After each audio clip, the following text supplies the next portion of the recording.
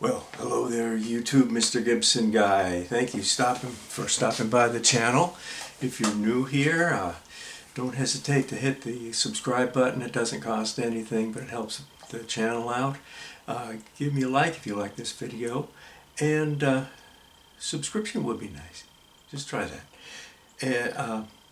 So, today I'm making a new video. I've been doing a lot of looking at the contacts, Carl Zeiss lenses, and the contacts model 139Q quartz SLR from 1979, I believe it was. And today, as has happened often lately, I got a new Contax T-Star lens in. This particular one happens to be a 28mm f2.8 Distagon, and I found this from it was some kind of camera place, but it ends up it's part of KEH camera, and I picked this one up. I was a little bit trepidatious about buying it. The price was really good, but it didn't get a good write-up at all in their brochure, their advertising for it. But the price was so good that I wanted to, should I take the chance? I wasn't kind of sure. So I started thinking about it, doing my research, and my time experiences with KEH camera go way back to about 1980, I think, 80 or 81, where I had picked up a copy of Shutterbug magazine, which in those days was a very large format magazine. And in that magazine I found this small catalog that was inserted into it, and it was one of the first KEH catalogs, and that's where I first saw this about we buy cameras instead of we sell cameras. Photography in 1980, the whole world was abuzz about photography. That was the thing going on, and everybody thought they were going to have a 35mm SLR and set of lenses and various accessories, and everybody was just traveling around with our camera bags everywhere we went, ready to record any historical event that might happen around us. We all thought it was just a matter of time before something really big was going to happen, and we wanted to have our camera at the ready and film loaded up and ready to go, because everybody was so serious about photography back then. And gradually, over the decades, that kind of faded away, and went into autofocus cameras, and then into digital cameras, and then the film camera equipment and everything just tanked in value and went down. And then in the early 2000s, it kind of did a turnaround and went back up again. It started to increase in value, and we see more and more film photography, vintage photography, not digital photography, or even applying your film camera lenses to your digital camera. There's a big move for that. That's where Contax comes in. But my original exposure with KEH, and I've never said anything bad about them. I always support them. They've been really good to me. But when it first happened, I guess it was in about 1982, 1983, somewhere around there. The 137 contacts and 139 contacts had been around for a little while, but they were very rare. You didn't see much. I don't know if I saw one, maybe at a camera show one time. But I had been living in North Florida, and then I had moved up in the early 80s into South Georgia, and I was living in this town where there was a big army base, and right outside the main gate to the army base, there was a bunch of shops. Most of them were pawn shops. There was a whole row of pawn shops there because apparently young soldiers run short on money and they sell their stuff. And then sometimes they transfer out and don't ever pick it up, and then it ends up going out. They didn't pick up the pawn and they lose it. And one of the big thing being 35 millimeter film photography. We wouldn't call it film photography back then. And so I was a dedicated Minolta user because I had started out a few years earlier with Minolta. And then once you start out with a camera, because of the lens mounts being different for each company, you kind of stick with that camera, or you get rid of all your stuff and start over again. And when I first found out about decided to buy a camera after I got out of college, I looked around. I wanted to get a Nikon. They were too expensive. And I thought about a Canon, but they didn't seem quite right to me. And I gravitated to the Minolta, and I ended up buying an XG7 when they first came out, and I was real excited with it. But then after that happened, Canon came out with the A1, not the AE1, but the A1, their top of the line one, and that just came out a couple months later, and it was like, oh, this is a lot better than my camera. And then I discovered the OM2, and that was like the thing in the late 70s and early 80s was the OM2N, and that was the camera to have. So I did a lot of checking in pawn shops, and I came across something. That's what goes in this story here. And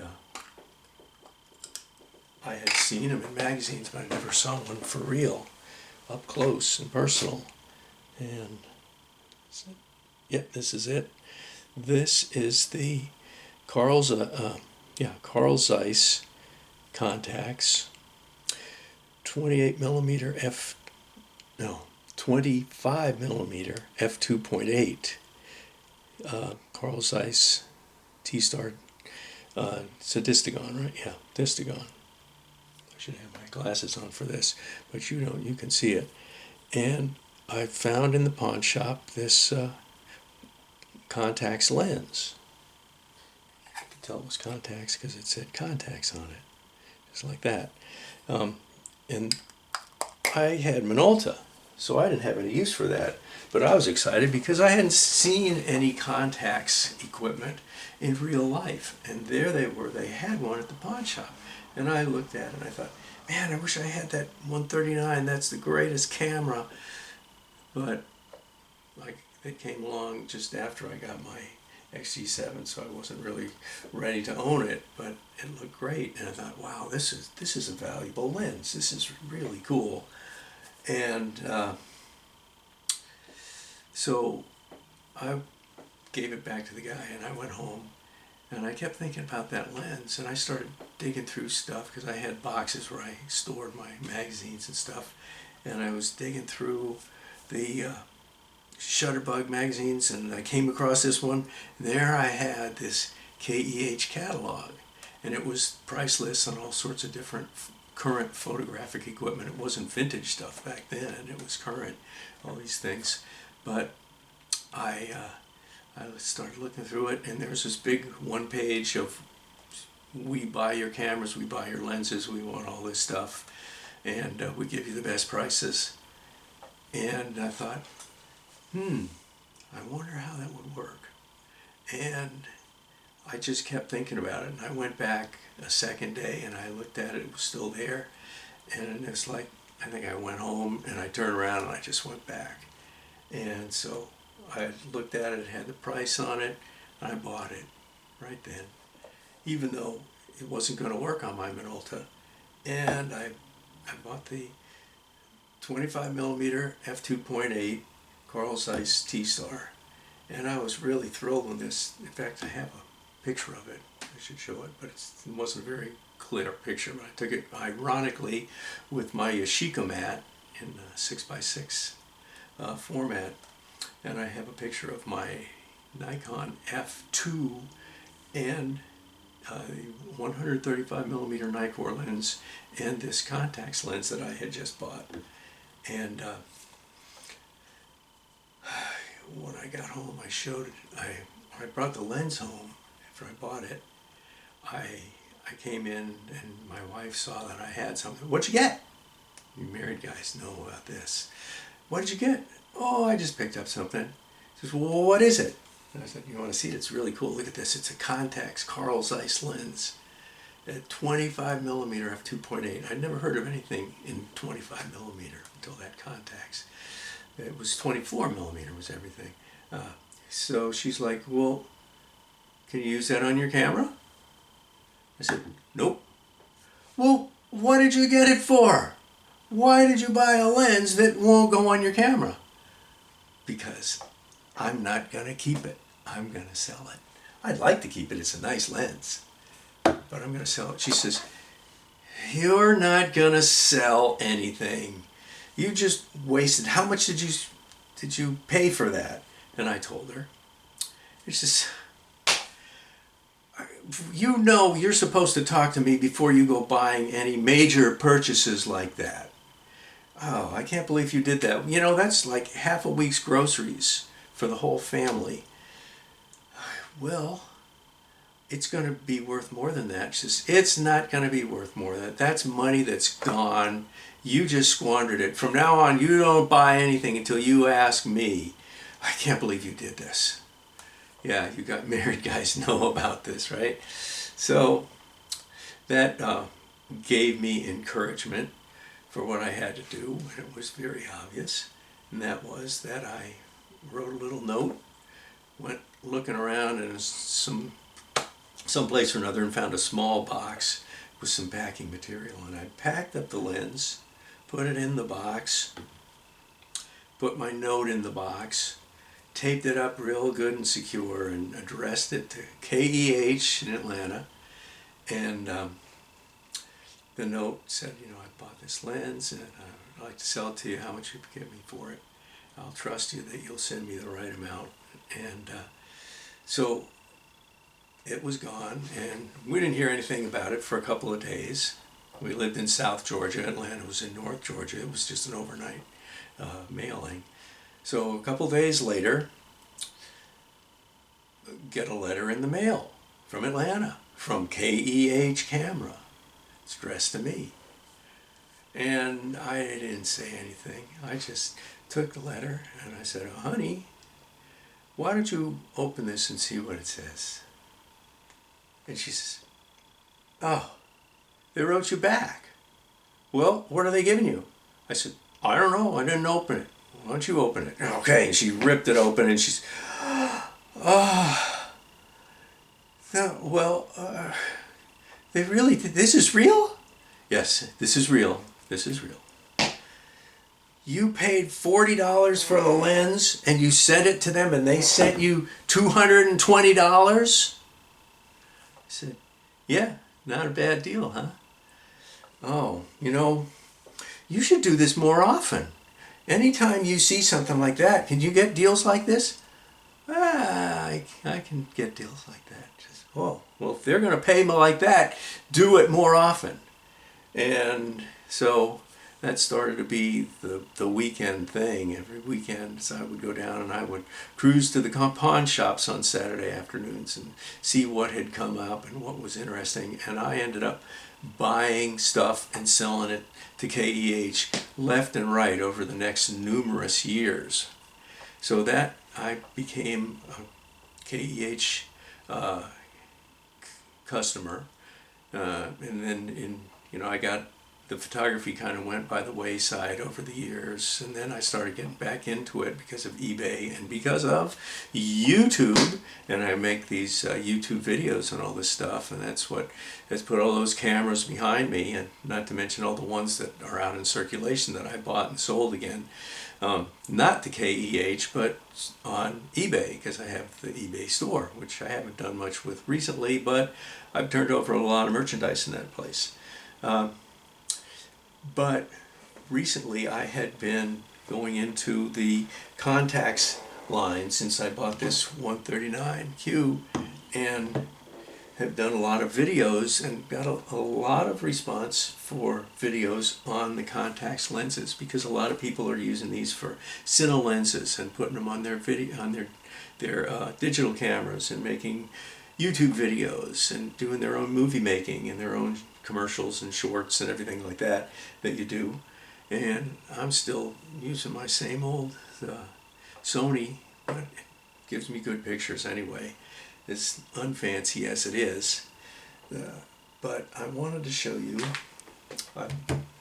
this Zeiss 2.8.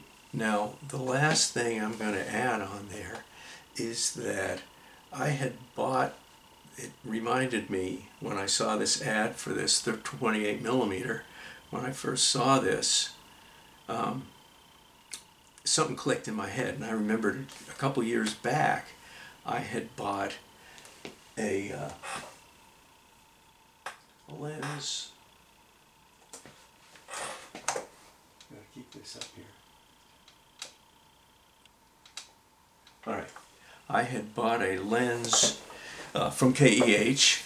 I think it was a Tamron 300mm f2.8, and it was a real decent price. I got it under $300, and that's an amazing price for a 300 f2.8. And it was a little bit beat up and had some marks on it. But I remember I was very reluctant about first buying it when I saw this, and I said, you know, I've sold so much stuff to KEH back in a decade ago, or 2 decades ago, or 3 decades ago, and they've always been real good with their stuff. And so I ordered this lens because I really, really wanted it, and I really wanted it at that price. There was a couple lenses that were, you know, like 180 or 190, something like that, under 200, but they were really rough looking lenses. And this one said it was kind of messed up and missing parts and stuff like that. But they really ran it down, and when I got the lens, and I was real nervous about it, I opened it up and I was like, this isn't bad. This is not bad at all. This thing looks great. And it's, you know, I mean, I could see little bits of marks and chips on it and stuff like that, but it wasn't bad at all. And I found this one. This was the Contax 28mm f2.8, and it said it didn't say ugly, it said it was a user. Well, I'll tell you what it said, because I have the copy of the ad up here. And see if you would have felt nervous about that. Here it is, the Carl Zeiss T. And what did they say about it? Well, they said, scroll down here, see what you think about this. Contax 28mm f2.8 Distagon T-Star manual focus CY mount lens without caps. Item description and condition. And this is what KEH said about this lens right here that made me worried about it. This is a Contax 28mm f2.8 Distagon T-Score manual focus CY mount lens without caps. The aperture is oily. The aperture ring is rough. The focus is stiff. There is internal dust/debris in the glass. There are scratches on the glass. There is oxidation on the grip. There are dings and paint wear on the exterior. This item has been well loved, having the look only a photographer could admire. The glass will have imperfections which will negatively impact image quality. Condition: used. Now that's what KEH said about this, so you could see I would be trepidatious about what I was buying, but these, on everything else on eBay, these were going for $200. This one was $129, and I'll show you. Here, all right, here is the ding that they saw in it, and I put a little bit of black ink over that, covered it up, and when I looked at the pictures, I saw like all kinds of dirt in the focusing grip here and the aperture grip, And then when I got it and opened it up, it had been all cleaned up. I keep a toothbrush on my desk because I have an old toothbrush is what I scour all the dirt out of the focusing grips. And this one didn't even have any in there. The lens looks perfect, has a little bit of dust on it. The aperture is perfect. There's nothing wrong with that. You can hear all the clicks. Nothing's sticking. Let's see. I don't know if you can see that there. The aperture works fine. Focus. I'll hold it here. That's stop to stop. Yeah, it's got a little bit of discoloration around the numbers on the focusing scale here and the f-stops, but you can.